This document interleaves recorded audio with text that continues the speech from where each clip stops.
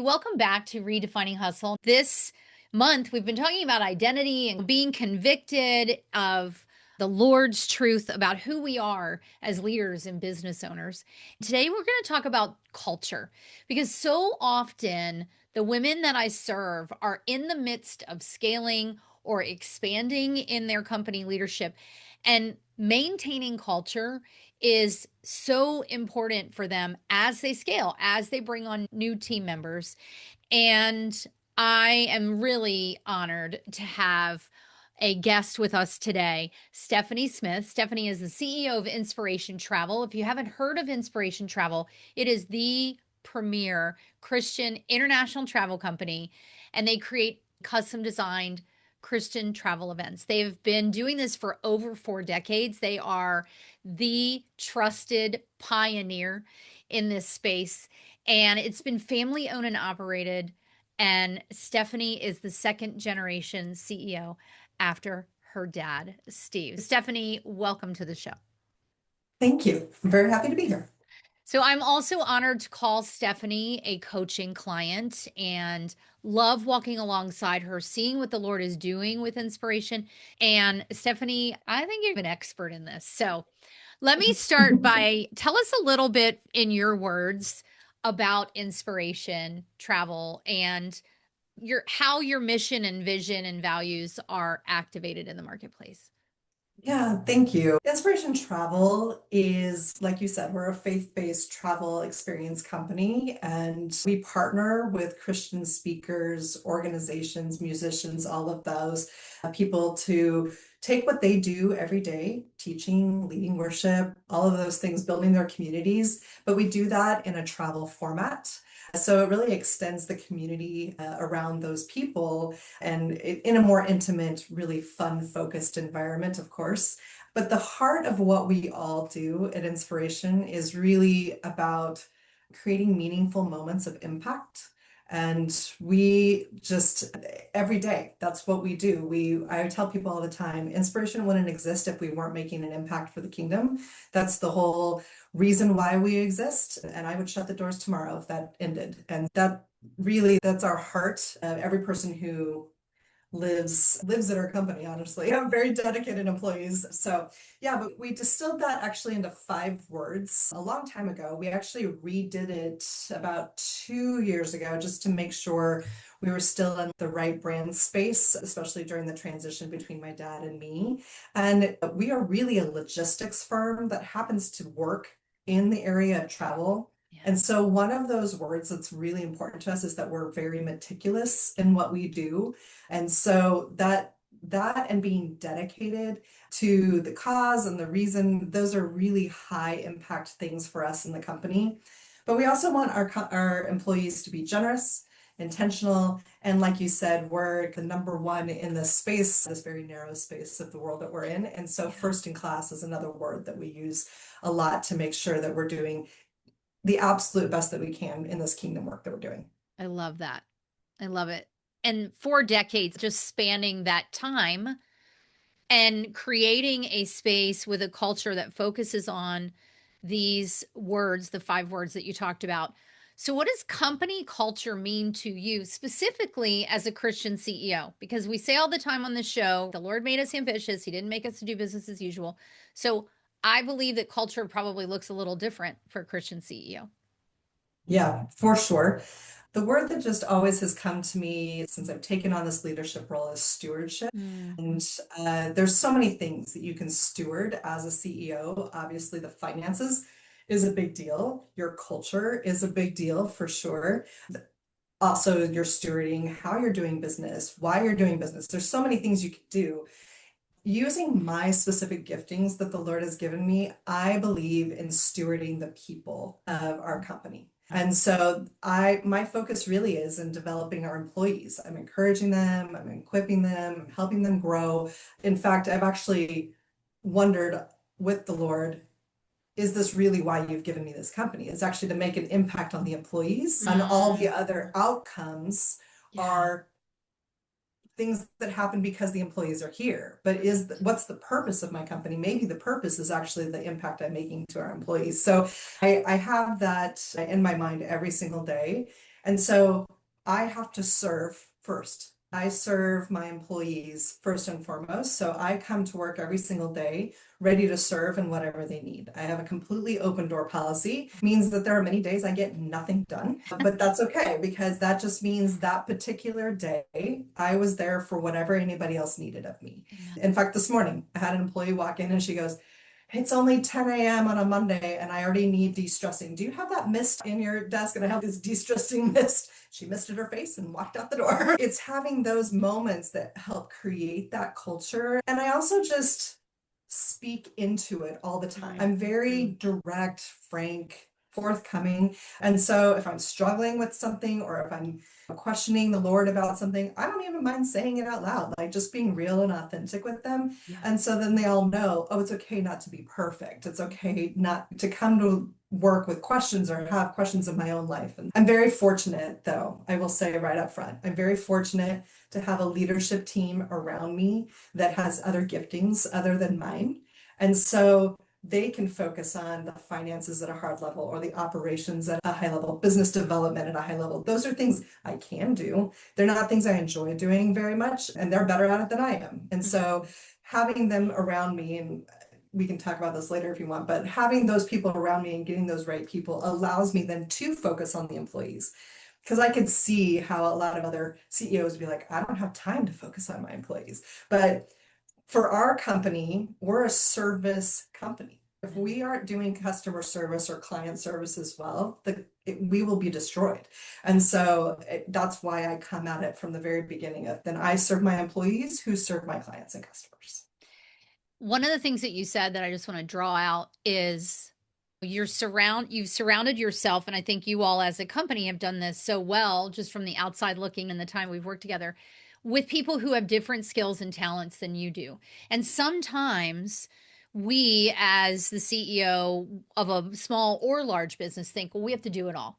And what you said is like, I can do it, but I don't enjoy doing it. And just because we can do it doesn't mean we should do it.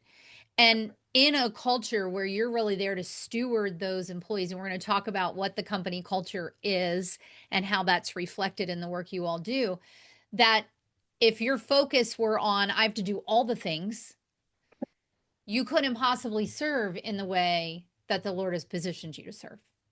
Absolutely. And in fact, I will say I've gone through a couple moments of burnout in my tenure at Inspiration because I was trying to be all things to all people. Yeah. And that doesn't serve anyone. Now you're not successful for any purpose, right? To the point of burnout, to the point of I had to disappear for several weeks to get myself right with the Lord, peace within myself, and then come back at it. And then now the company is at a standstill for the weeks that I'm gone, right? So I'm refusing for that to happen ever again. And so because of that, I really do believe whether it's me or anyone else in our company, we spend a lot of time focusing on what we're gifted in, what our strengths are, and can we live in those in the workplace every single day so that we get the most out of ourselves and each other and enjoy it while we're doing it. Again, we're serving the Lord every single day, and that's the purpose behind everything. So we should have joy in doing that, right? Maybe even a little fun. And if you're working in your giftings, then it's going to be more enjoyable. And so I think it's very important when you're leading an organization, even if it's a startup. And I had the benefit of walking into a company that already had employees. Now, granted, when I walked into the company 20 years ago, I think we had 12 employees. Now we have over 50. So as the company's grown, now I get more experts in my space, right? But I've done a little bit of everything in the company because I fill in where I'm needed. And so that's sometimes you have to just do what you can. But as you can, lift yourself out of the mire and muck of things that are not your gifting. Everybody will be better served if you bring in those experts that can help you. Even if they come in 10 hours a week, great. That's 10 hours you don't have to do something, right? And you can focus on where your gifts are. I love that. And thanks for being vulnerable, right? To share that you had those moments of burnout and that you took that before the Lord, right? You weren't just there are those times we're trying to carry it all by ourselves. And He's, no, I didn't make you for that. So thank you for just unpacking that a little bit for us. So tell us about Inspirations company culture and Mhm. how that is reflecting the kingdom purpose in which you all operate.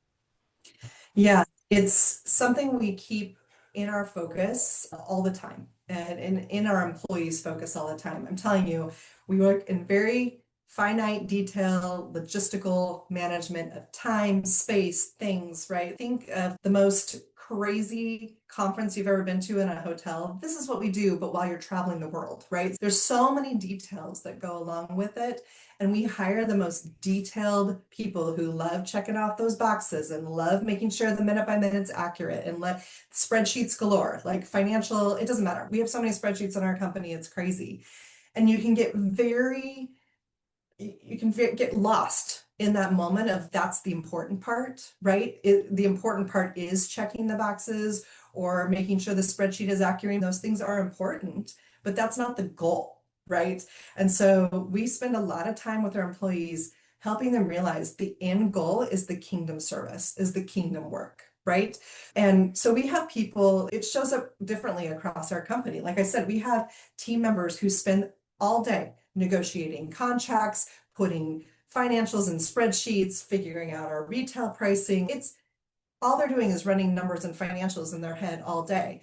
How can they now think of that as kingdom work, right? That it's important that the end product, whatever that is. We have team members that are on the phone all day answering people's questions and making sure that they're well cared for. How do they make sure that's to the end goal, right? And again, we have the people doing the finite detail of every trip and all that kind of stuff. And when you're planning what's happening at 7:12 in the morning and at 9:07 an hour and a half later, and again, it's very tunnel vision.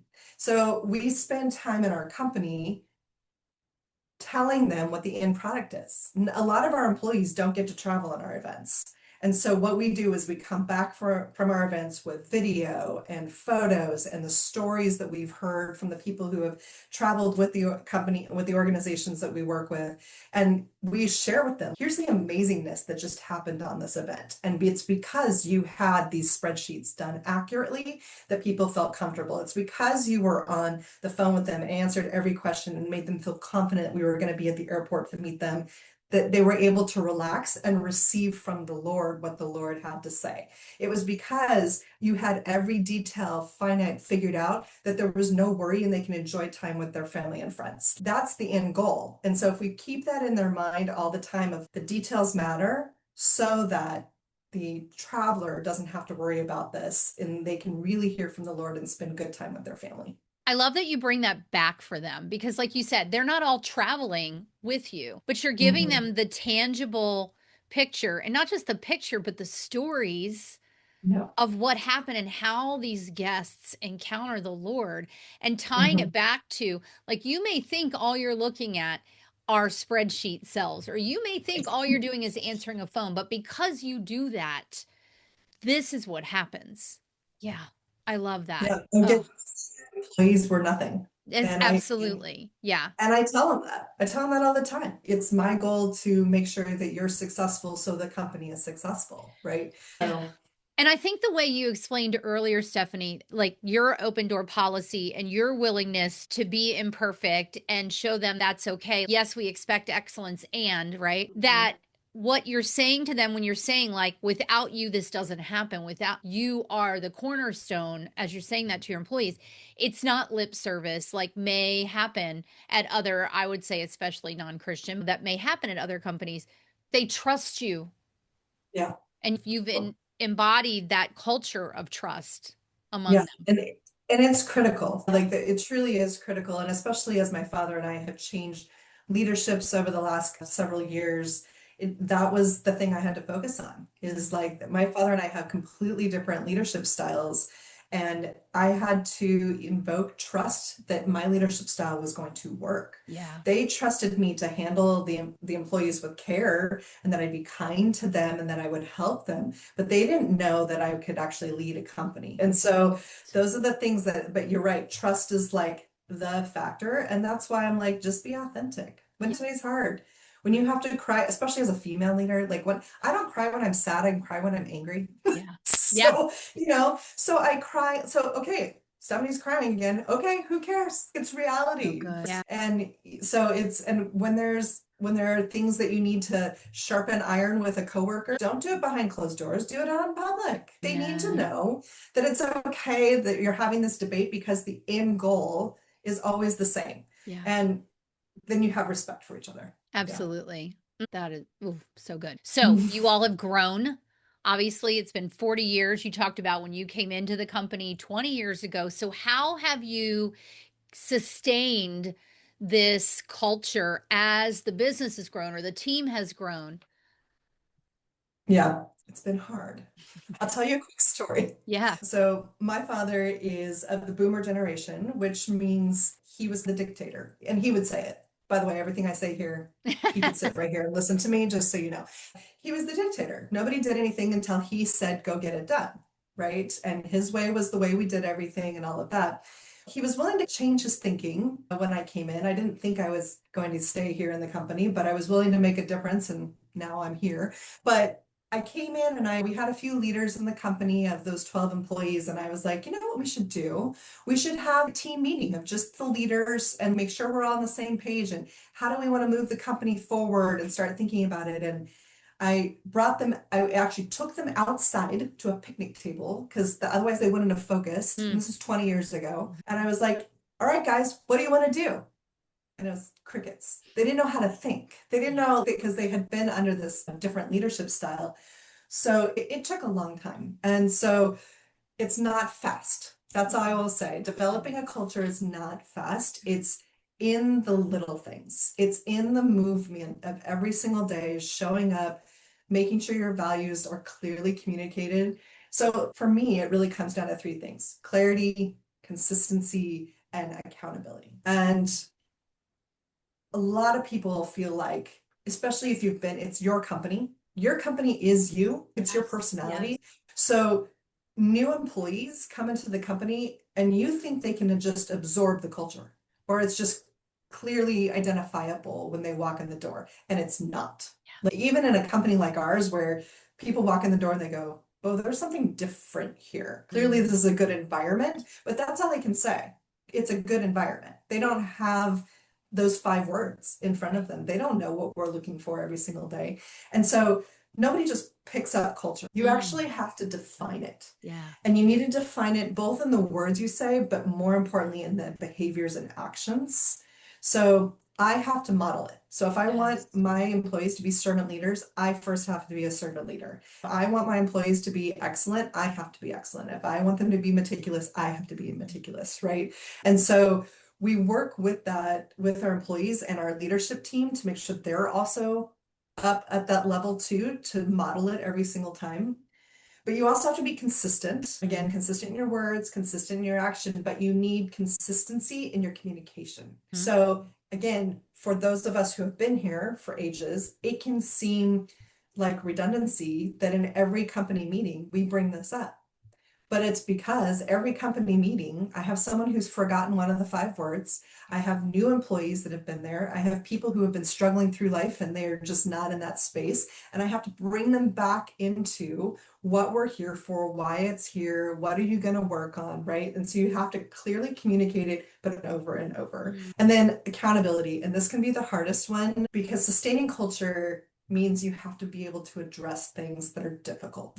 When actions or words do not align with the values of your company, you have to do something about it. If not, you lose credibility as a leader.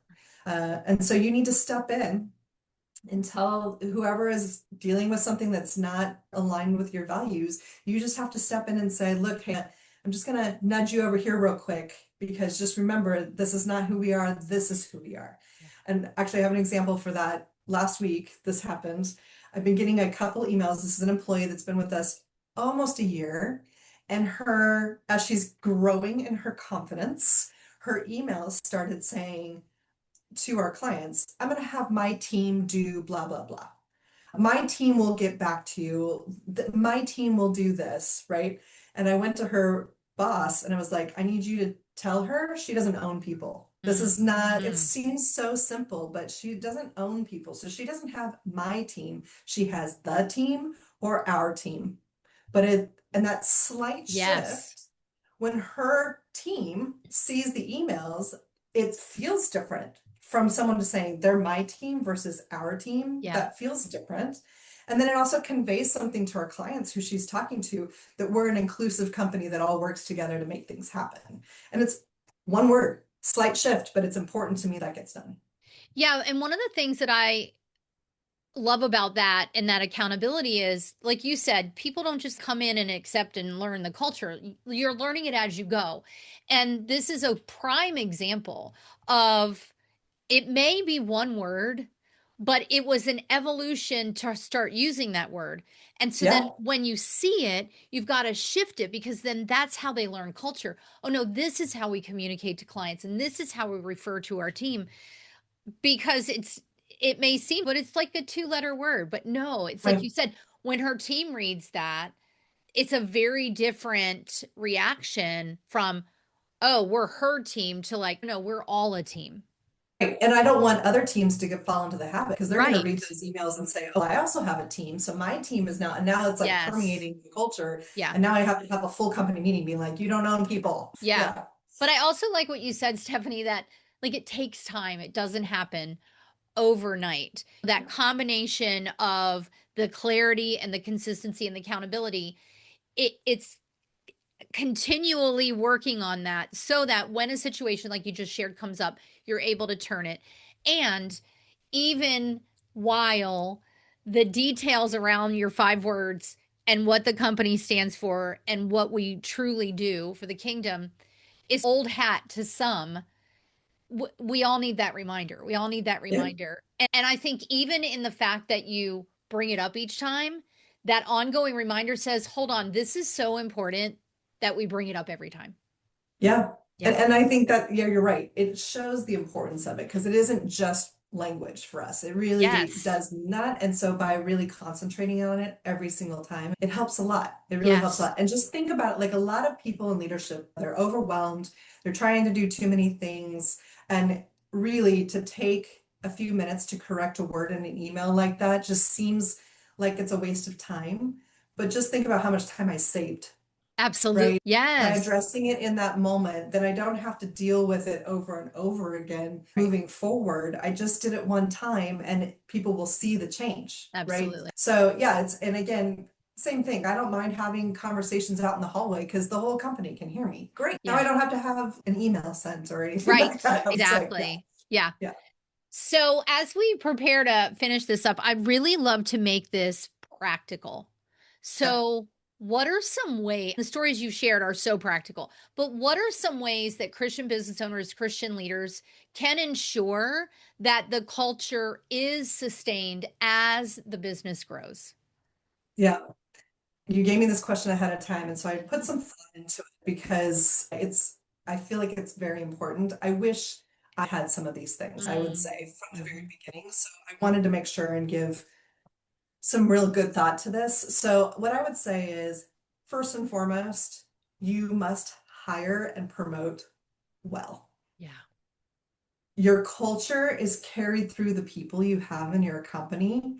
And you can teach anyone any skill, but you cannot teach them values Amen. and things that align with your company. So we take this super seriously. In fact, we even call it out when we interview people. We're like, you're going to go through a rigorous interview process and Yeah, you might meet a bazillion people. But the reason is we want to make sure in the end we're happy and you're happy, that's because right. nobody is happy if you hire the wrong person for the wrong seat. We actually go through a thing.